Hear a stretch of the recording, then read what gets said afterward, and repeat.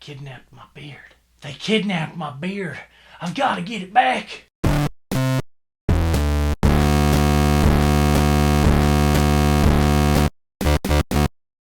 What is up, ladies and gentle dudes? Kyle here, and today we're going to be doing something a little bit different. I figured I would tweak my approach to the reviews. So instead of the trusty old black backdrop, I figured I would just, change it up, see how it goes. So today we're going to be talking about Diablo, which is actually a movie that I was really, really excited for. It stars Scott Eastwood, Walton Goggins, and Danny Glover. Let me just say that this movie, if it was popular, it would have single-handedly killed the Western revivalist movement that we've been having. We've had a lot of great films come out lately that have been Westerns. We had Django Unchained. We had Hateful Eight. We've had Magnificent Seven, which I've heard was pretty good, but I haven't seen yet. We're really starting to get back to Westerns. And unfortunately, this film, I don't know what the filmmaker was thinking when he thought this was a good idea for a movie. It's a Western that at first glance, you think it's going to be like a spaghetti Western, a little bit cheesy, but, still interesting, and that gets down to some interesting themes. Makes you invested in the characters, makes you care. There's some revelations along the way. But let me get something straight, okay? Jackson, the main character, is nowhere near fucking Clint Eastwood's mysterious stranger character from, Fistful of Dollars and The Good, the Bad, and the Ugly. He is not on that level, and there's no fucking way that this movie will ever get a sequel or continuation in any way. I can guarantee you that right fucking now. So here's the thing. This movie has a lot of beautiful landscapes, a lot of wonderful locations, but they're so vastly underutilized. The movie is only an hour and 23 minutes long, and I would say a good 40 minutes of it is dedicated to just fucking Jackson riding, just riding his horse through fucking forests and deserts and shit, and that's it. There's not really any meat to this story. You've got Ezra, who's Walton Goggins' character, and you think that he's gonna be an interesting antagonist, but he shows up for 3 fucking scenes. 3 scenes, that's it. Pathetic. It tries to be a spaghetti Western in some sense, but it also, at the very end of the fucking movie, 50 minutes into the movie, it decides to sneak in this little psychological thriller twist to it. It basically, spoilers, I'm sorry I've been saying that a lot lately, but I've been watching a lot of shitty movies, and I don't feel like you people should have to watch them. Spoilers, there's a Fight Club style twist where Jackson and Ezra are the same fucking person. Jackson is riding out along the trail trying to find his kidnapped wife, which, by the way, he brings up in every single conversation in this movie. He can't enter a scene without saying, "Somebody kidnapped my wife." It just doesn't fucking happen. Every single scene where he meets a new character, he mentions that they kidnapped his wife. So anyway, Ezra and Jackson are one and the same. This is revealed through the scene where Jackson goes to Carver, Danny Glover's character's house, and asks for supplies. "Somebody kidnapped my wife." Danny Glover basically says, "I don't feel comfortable with you here.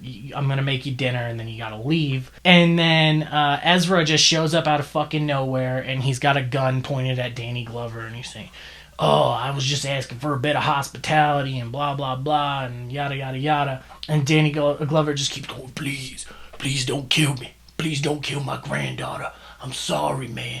Just get out of here. I don't want no trouble. Jackson, you gotta stop this." Off to the side is Jackson. "Yeah, you need to cut it out, Ezra. Stop it." Cuts to the inside.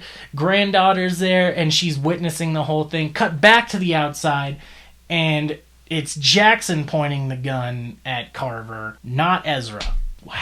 Wow, oh my god.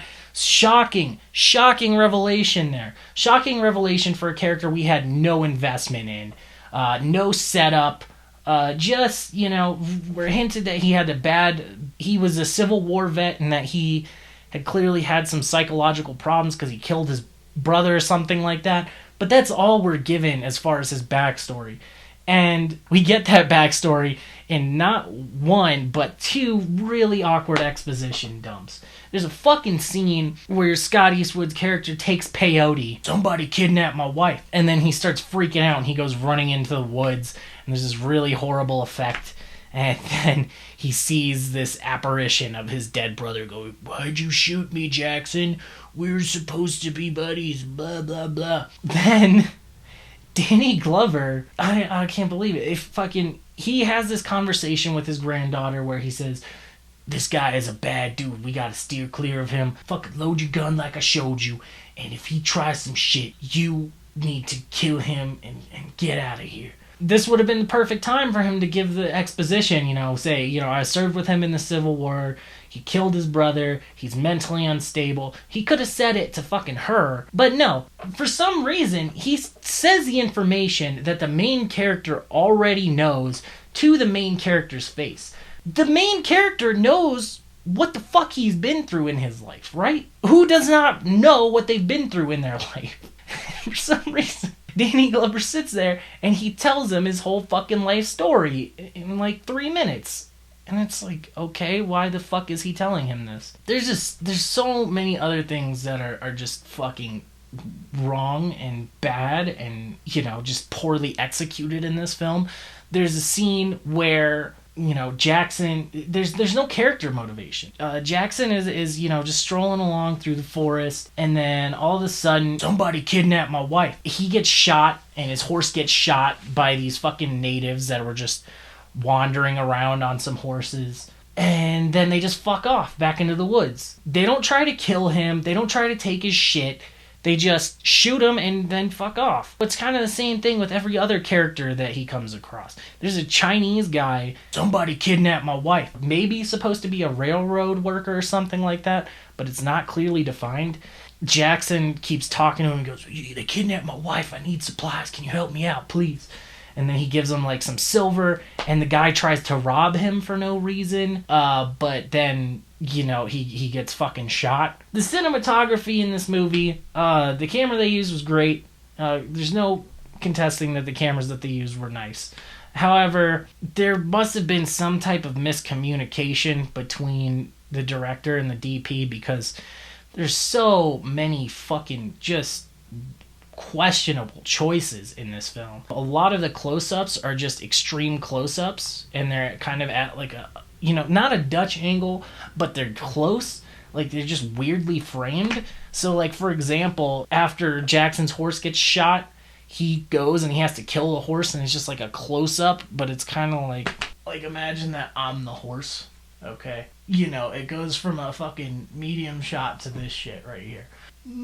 So Jackson is standing over his horse in like a medium or like a 3/4 shot, and then it's just like an extreme close-up on like the horse's eye, but it's also got it's fucking bad. And there's a lot of stuff like that. Like, there's no coverage. Like, the over-the-shoulder shots, they use different angles for over-the-shoulder shots when they should have just used the fucking two, but it seems like two characters will be like talking to each other, and one will be here and one will be here, and then they'll slowly like move around each other, but they just look fucking robotic and awkward. Just tons of stuff like that.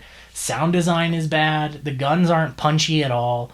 If you look at the effects on the guns, they look cheesy as fuck. It just looks like somebody shot a cap gun instead of a blank. There's a scene where Jackson punches Ezra, and it sounds like they got it off of some fucking free stock sound library instead of, actually trying to design a sound. It's just like, it's like some fucking early 2000s movie. Like, it sounds like it came out of from something like a Hellraiser sequel, or like House of the Dead, or some just bad, like, straight-to-video, like, Steven Seagal movie. Man, this movie was just shitty. Somebody kidnapped my wife.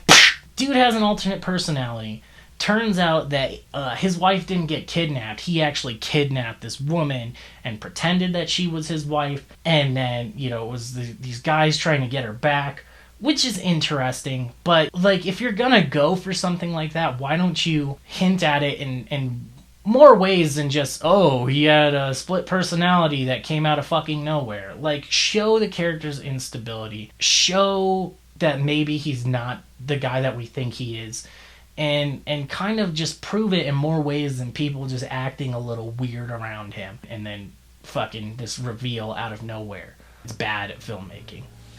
Now, I almost felt bad about reviewing this film and just fucking tearing it apart, because the director and the producer were kind enough to come to my school when I was still going there and give a little lecture about it and kind of walk us through the process of what it takes to make a film and you know, how they secured the distribution and kind of just every little basic things that, you know, most people might not know right away. But, like, a big red flag should have went off for me when the fucking producer of the movie, they kind of talked about it for like 15 minutes and then they just stopped talking about it. And they moved on to this other movie, which is a really fucking horrible bro comedy that should have been released in 2004 called Dumbbells. They focused more on that than on this Western that they were talking about being so fucking great. When the focus shifts like that, I should have been like, wait a minute, why are you not talking about this other movie? Is it because it's fucking bad? But no, I just was like, I was so excited that we had actual filmmakers in our presence. Well, maybe they're not actual filmmakers. I don't even know anymore. So, yeah, that was just disappointing. Just, like, don't watch it. It's not very good. It's not good at all. But on the bright side, I guess it gives me a little bit of hope, because if something like this fucking bad can get made, then, you know, I definitely have a shot. I just need to get to the right people, right? I think most people out there could make a better fucking movie than this. It's definitely not difficult. Also, I want to point out that, you know, Scott Eastwood, a lot of people have been wondering, like, why he hasn't gotten massive roles. Like, he's been getting in shit like Suicide Squad and stuff like that, but he never has, like, a really big role. This is the fucking reason why. Watch this movie and then you'll realize, oh, he just looks like his dad. He's not a good fucking actor. He can't act worth a shit. It seems like he's been doing this for a decent amount of time now. So I don't think he really has a good excuse. He's just not a good actor, and I don't think there's anything that anyone can do to really help him. Maybe I'm wrong. Maybe though he'll get another shot and he'll make a movie that's actually really good. But for now, fuck no, dude. Just because you look like your dad doesn't mean you're your dad, and you shouldn't fucking try to be. Somebody kidnapped my wife. My final verdict for Diablo is gonna have to be a 2 out of 10. And don't get it twisted, this movie is way worse than something like Green Room, but it made me laugh, and like I said, it gave me hope, so 2 out of 10. Thanks for tuning in, guys. I'll catch you later. Let me know what you think of the new format. Hey guys, if you liked the video, be sure to hit that like button. If you really liked it, hit the subscribe button. Also got 2 more videos here for you, and seriously, don't fucking watch Diablo. Scott Eastwood sucks.